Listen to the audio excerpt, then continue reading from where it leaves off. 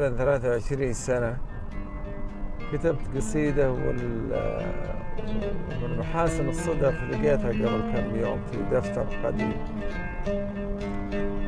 أقول أنتي تغيرتي وأنا ما تغيرت، من كرم النفس العزيزة لقاها. أنتي تكبرتي وأنا ما تكبرت، غرتك نفسك وبلغت منتهاها. اخترت قربك والفراقك تخيرت، نفسي عزيزة لازم أكسب رضاها. صحيح من دنيا غرامك تعطرت، ما دام تاليها جروح بلاها. كنتي إلى منك حضرتي تسمرت، كنتي عطر دنياي، كنتي شذاها. واليوم أنا فجرت صمتي وعبرت.